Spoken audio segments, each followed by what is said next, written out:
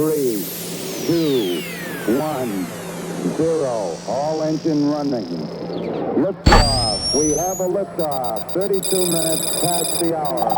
Liftoff on Apollo 11.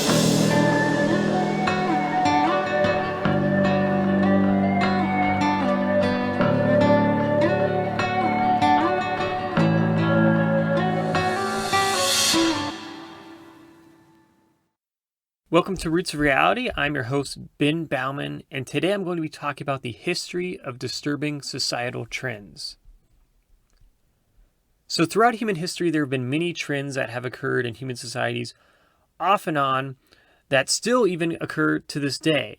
And so now I'm going to be talking about some of those trends and their relevance today. So just starting off, one major concern around the world is the development of increasingly restrictive governments. Governments which seem to become more and more sensitive over time towards any sort of criticism, both foreign and domestic. Historically, this has been a problem going back to the beginning of human civilization, where societies were ruled by these ruthless authoritarian kings.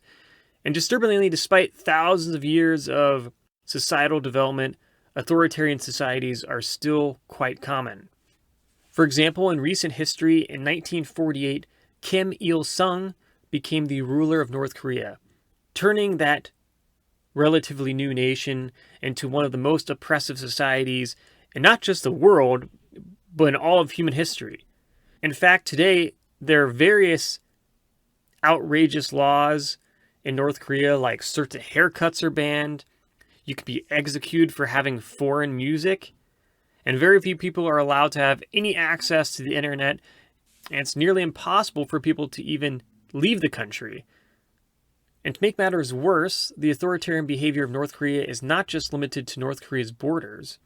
In fact, a few years ago, when the movie making fun of the North Korean government came out called The Interview, the North Korean government was so upset by this that they started making all kinds of threats to try to prevent the film from being shown around the world.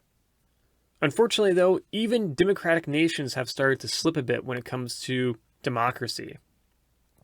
For example, in the United States of America, today there is a problem where the majority of Americans from one of the two major political parties still think that current President Joe Biden did not win the 2020 election, and that the former President Donald Trump was really the winner. And in fact, even Donald Trump himself still refuses to accept that he lost the election, despite there being no evidence to suggest that the election was rigged in favor of Joe Biden. So this is a really disturbing thing that's going on. Whether you like Joe Biden or not doesn't really matter. The argument that he didn't win the election is not helping anything.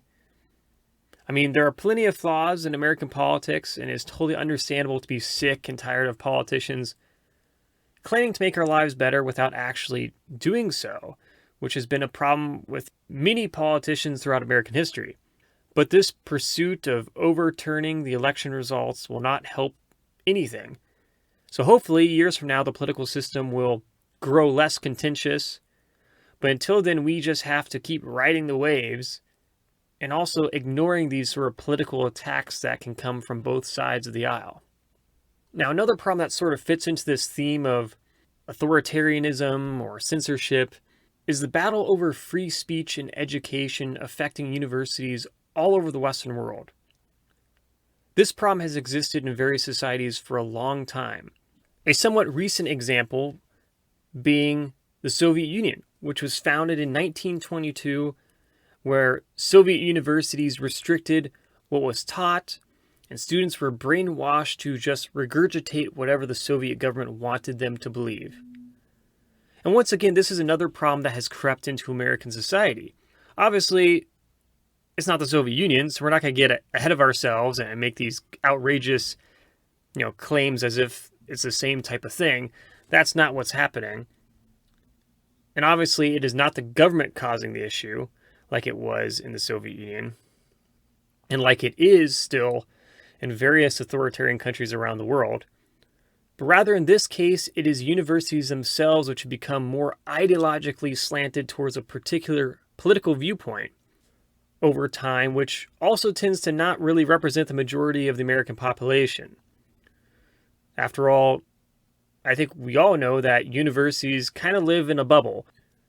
And today this has caused a lot of tension in American society due to many students at the universities being taught, and in some extreme cases, almost indoctrinated, depending on their particular major, into a very ideologically biased idea based around one's personal identity. So now it's become a little too common for too many universities to promote to students on a regular basis this idea that one's ethnicity, sexuality, or sex is essentially the most defining characteristic about who they are and will play essentially the decisive role in terms of how their lives will be shaped, rather than intellect and hard work. Thus, as a result of this, too often we have students walking out of classrooms either thinking to themselves that because of their identity, they will either be burdened with challenges others will never have to face, and society will always be unfair to them, while the other students are walking out thinking to themselves that they will forever be burdened with being born luckier than other students due to their ethnicity or sexual orientation or sex. In reality, of course, though, in life there will certainly be people that treat you unfairly for a number of reasons, way beyond these superficial factors. Thus, it would seem almost like a miserable way of going about life to constantly worry about how society will treat you based on these factors. Because there are always going to be far more people who will not treat you differently because of them. Additionally, if we are being honest, life is a challenge for anyone. The idea that we can automatically segregate and classify people into groups of either victims or sort of these privileged non-victims is not only toxic and misleading, but ironically, it is also within itself kind of a discriminatory and harmful practice. There are so many factors that make up who a person is.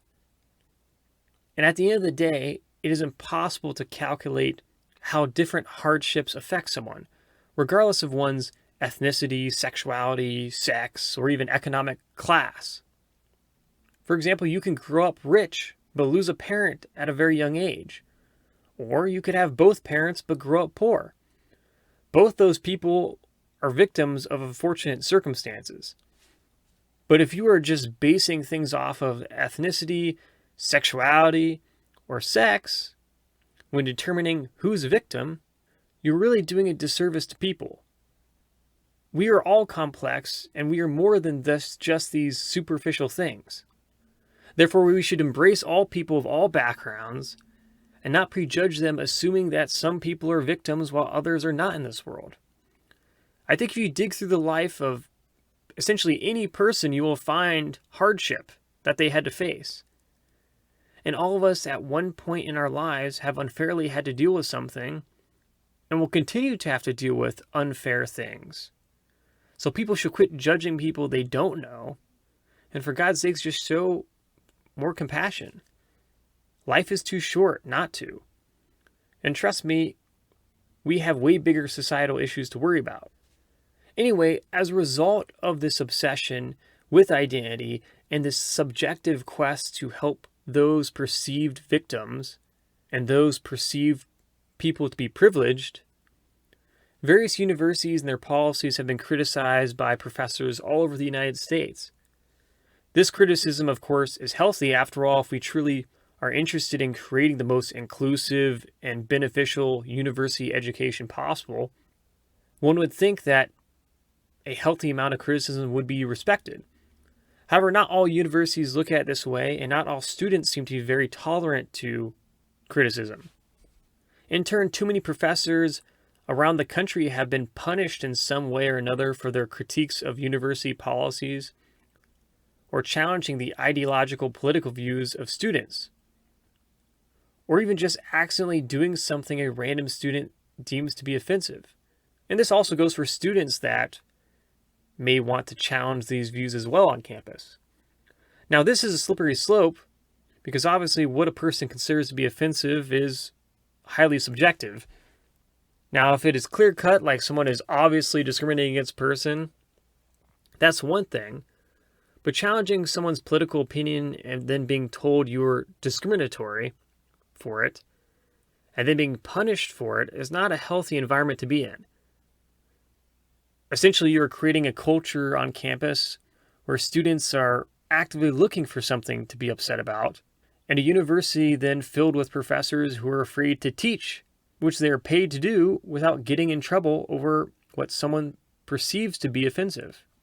In the justice system, one should be considered innocent until proven guilty. And the same should go for college campuses. If a student can prove a professor is discriminatory and provide actual evidence, that is one thing. But if evidence doesn't matter, then society is in trouble. This is the type of subjectivity that has been weaponized for centuries by authoritarian governments, and is even somewhat similar to the tactics still used today across authoritarian governments around the world, where they are constantly on the lookout for those disloyal to the regime. Thus, this really isn't a good look for universities anywhere around the world, and should concern people if a university is behaving in this way. Now, with all this being said, if we truly care about the youth of the nation, we must prepare them for the real world, not shelter them. The world can be pretty ugly, especially in such a politically toxic and polarizing environment that we currently inhabit.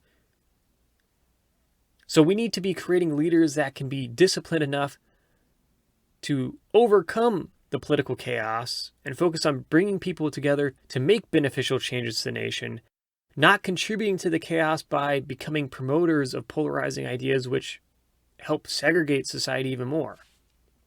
And on top of all of this, to make matters worse, we have students who are too often graduating from these universities in debt that they may very well not even use. And perhaps look back at wondering, was it all worth it? Just for basically a resume checkmark that shows they have a college degree. This is not what college should be about.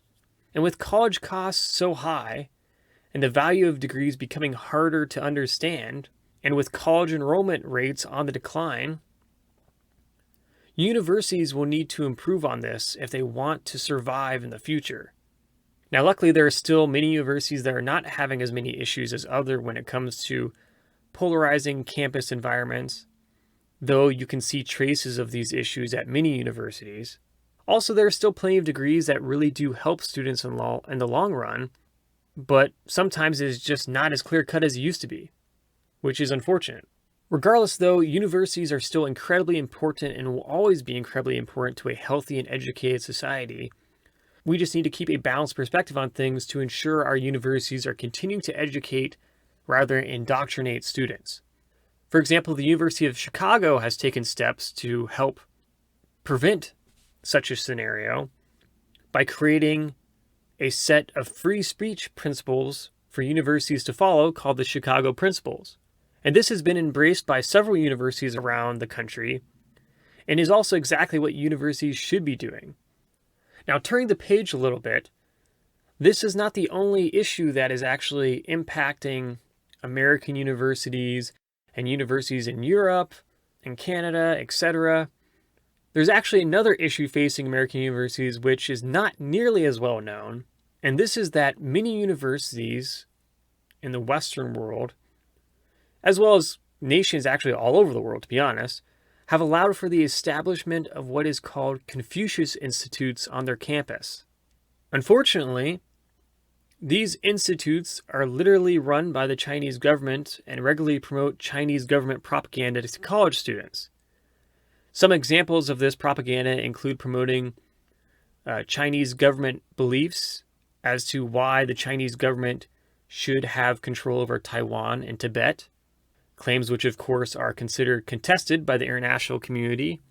Also, these institutes work to ensure that only the Chinese government-sponsored version of Chinese history is taught to students at these institutes, thus ignoring the history of human rights issues in Chinese history, including infamous events like living under Mao Zedong and the Tiananmen Square massacre.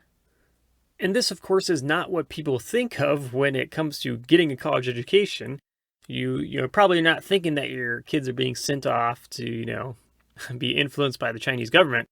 Luckily, several of these institutes have been closed around the country as universities have become more aware that there's a pretty big agenda at play here.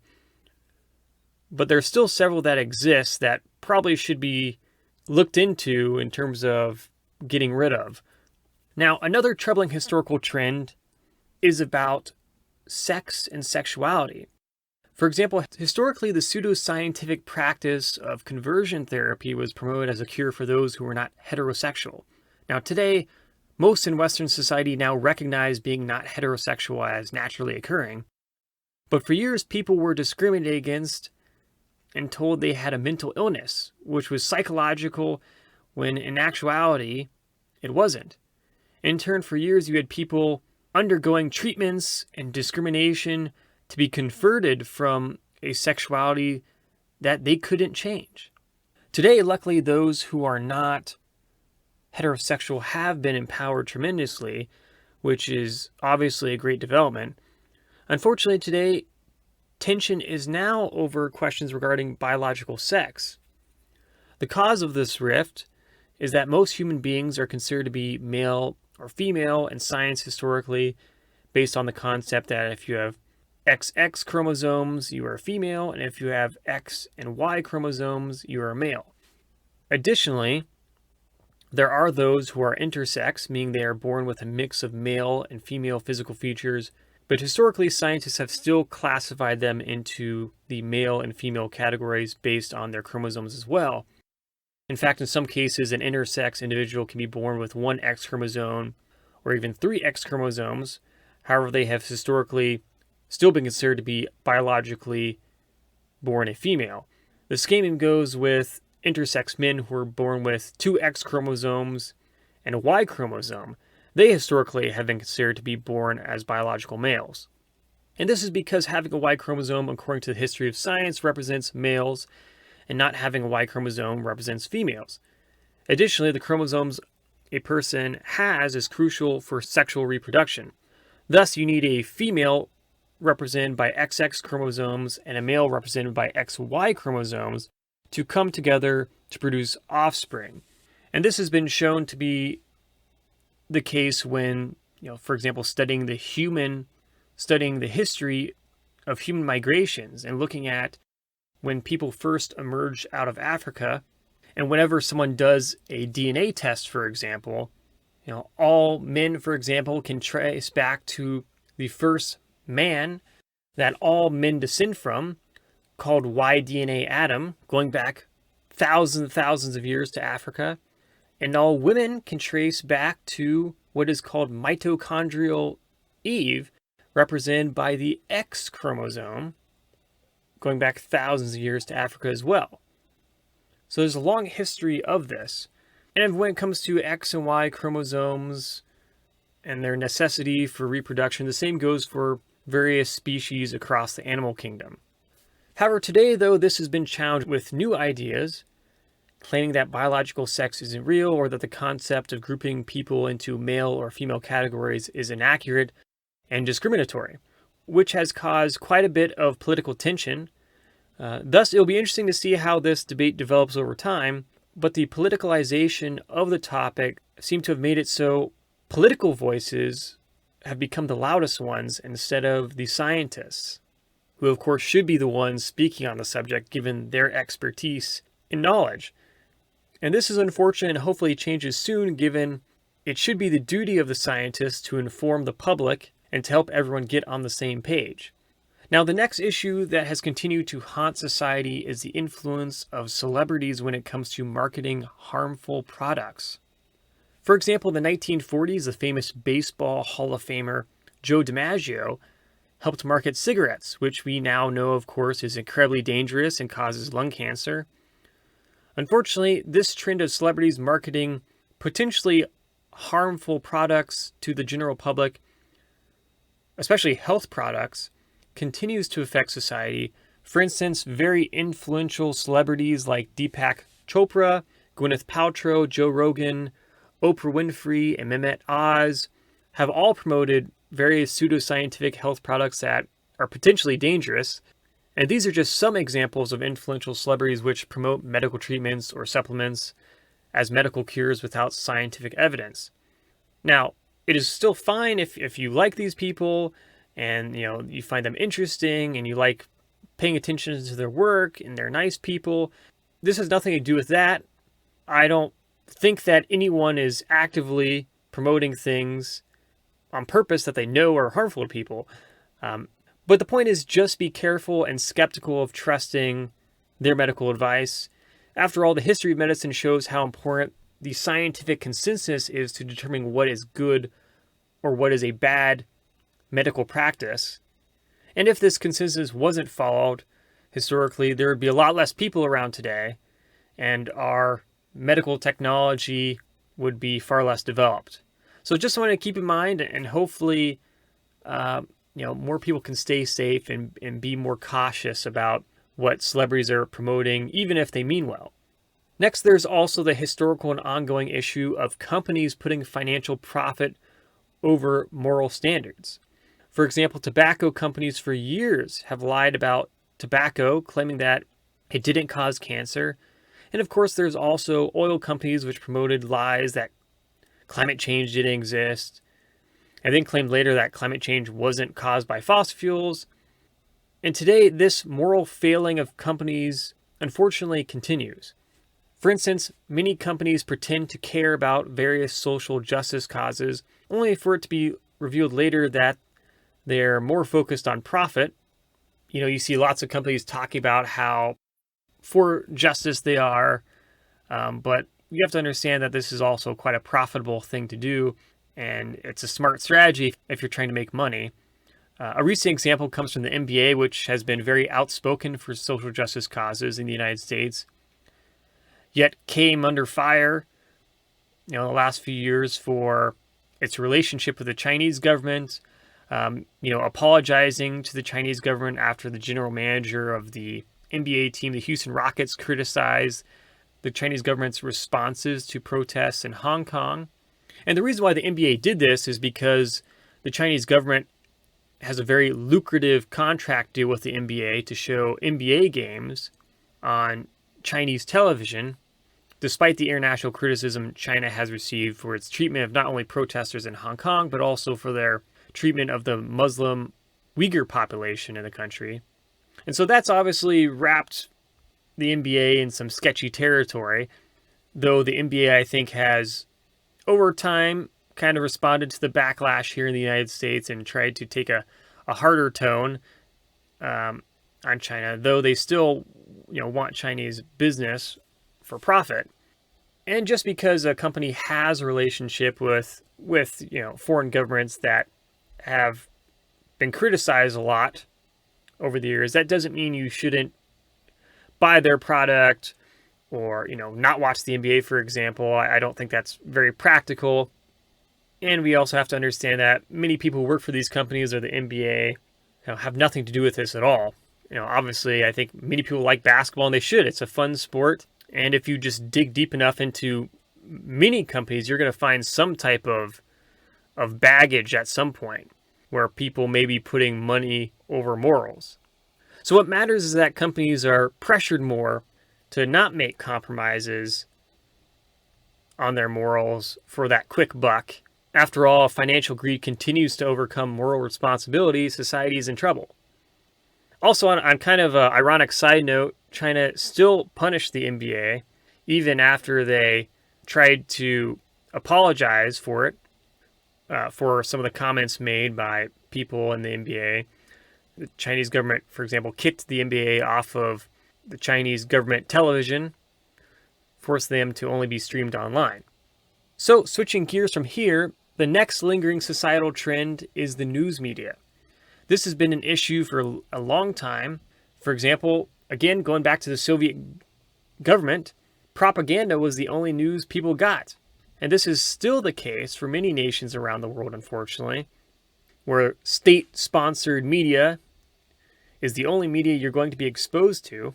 Now, in the United States, the problem doesn't come from government-controlled media, though foreign government propaganda is still broadcast in the United States. For example, CGTV, which is a Chinese government news station in English, And RT, which is a Russian government-controlled television station, both promote foreign propaganda in the United States on a regular basis. In the US, though, the main problem actually stems from increasingly politically biased news networks, which seem to be totally disinterested in providing news without promoting some type of political ideology in the process. In fact, in recent years, the three most popular news networks in the United States, CNN, MSNBC, and Fox News, have all become increasingly polarizing over the years. And a major part of these news network problems stem from particular TV personalities getting way too much airtime to promote very biased political agendas. And in fact, recently both CNN and Fox News have had media personalities caught up in scandals where they were caught inappropriately working with politicians.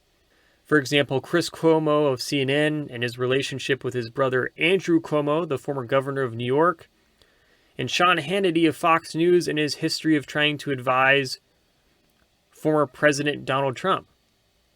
Obviously, media figures having political connections to politicians should not happen, yet the increasing coziness of media personalities and political parties or political figures is something that should disturb all of us. So if you're interested in learning more about this issue, there are plenty of websites that track the media bias of different networks to help people navigate this problem. For instance, organizations like All Sides and Media Bias/Fact Check both try to help people understand how trustworthy news sources are by rating them. Now, next on the list is another issue, and that is obesity. Obesity has been a known health problem going back thousands of years to ancient Greece, and it has become a huge problem in society today where obesity rates have been increasing for years, which economically will raise healthcare costs and lead to an influx of health issues in society.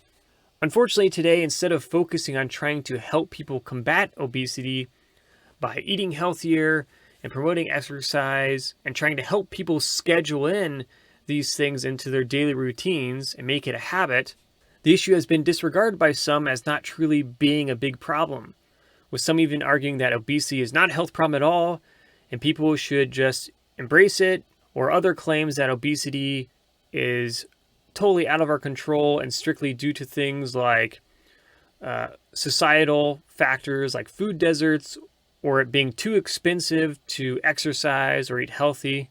So first off, I think it should absolutely be acknowledged that our species transitioned from hunter-gatherer lifestyles to an increasingly sedentary one is without a doubt a major cause of increasing obesity rates. And if someone is obese, they should never be made fun of for it or treated badly because of it. After all, human beings, whether they are obese or not, struggle with this biological urge to be unhealthy. Whether it is eating unhealthy food, drinking too much, alcohol, not exercising enough, smoking, or just taking drugs. The battle to be healthy is one every single person struggles with in some way or another. So we all are in a way in this together to a certain extent and can all do better. However, obesity seems to be one of the unhealthy trends which is not being taken seriously enough based on the statistics. For example, in 2016, 13% of the global population was obese and 39% were overweight.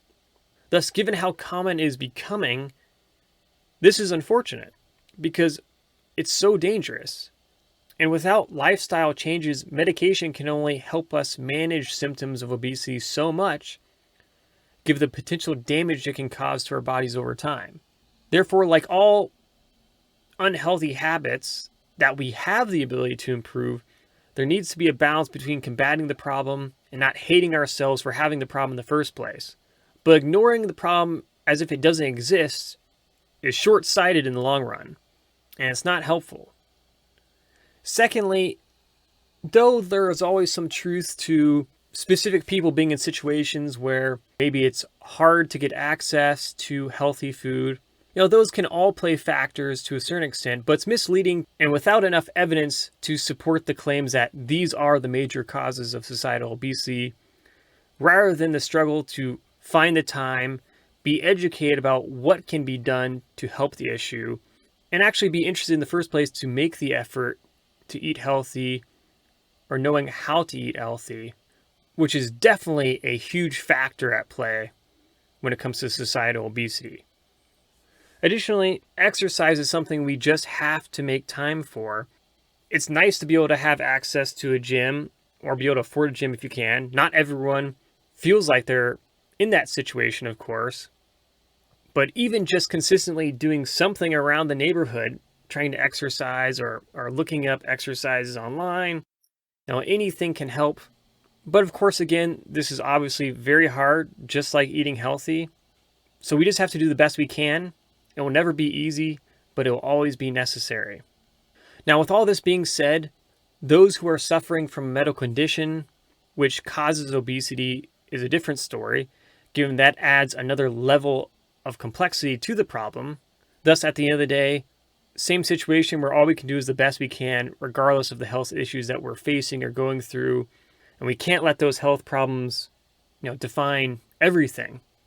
But at the same time, no one should be mistreated for dealing with a health issue or just dealing with obesity for whatever the cause, because we are all people just trying to do the best we can.